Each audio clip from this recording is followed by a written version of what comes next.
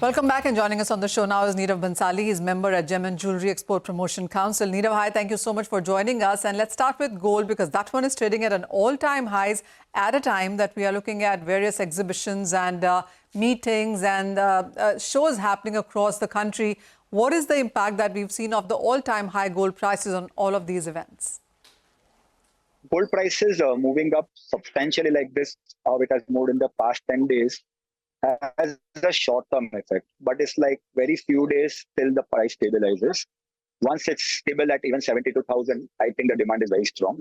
And right now we are in a very sweet spot.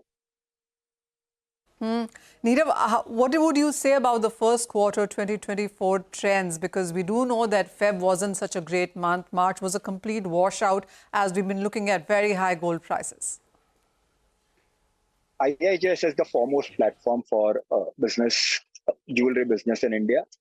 It almost provides platform for 150,000 crore plus worth of business for gold, diamonds, and all other commodities, platinum, silver, color stones, everything.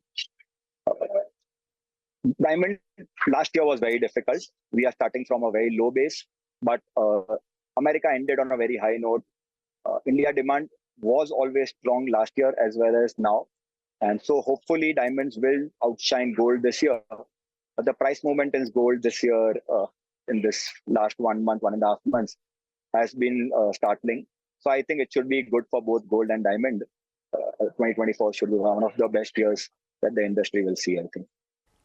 All right. So gold and diamond both will do better. But what is your sense on the export numbers? Because domestic is slightly on the weaker side. Is exports picking up as well? I mean, as you said, the base is on the lower side. Is that helping the industry? So like I said, we are starting on a low base. Last year was a bad year for diamonds. Gold did reasonably okay. So this year we will see substantial growth over the last year numbers. And overall demand is picking up everywhere. Mind you that there are a lot of elections happening this year all over the world. But even after that, we are seeing strong sentiments towards jewelry in most of the major markets, barring China. Nirav, also, what's your sense on the gold price view? I mean, I'm assuming that is a conversation all of you within the industry would be having on an everyday basis. Yeah, so every day that you cover gold, the gold price moves up. So I think if you keep covering gold, gold is not going to stop going up. But jokes apart, it's been surprising for everybody. This kind of move was never anticipated.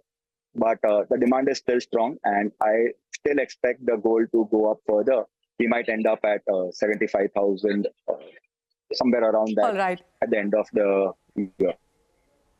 Okay, we are trading at almost 72,000. 75,000 is where you're anticipating it to be. But it's interesting, as you say, that even as the gold prices are at all-time highs, the demand really hasn't gone down. Well, that actually can be seen within the industry. Nirav, there are more store expansions, bigger brand ambassadors, more IPOs coming in this space. If you look at the next 10 years, India is an amazing growth story. And jewelry sector in India is even a more amazing growth story. There are so many stores opening. I think every year, more than 2,000 new stores are coming up. Industry is getting organized. Organized players are expanding at a very fast pace. A lot of different financing options are there. So private equity, like we saw, Carrot Lane deal, Bluestone deal. A lot of public interest in Kalyan, Senco. And a lot more companies will take this route to grow their businesses. So I think it's a very interesting space for investors as well as for the industry.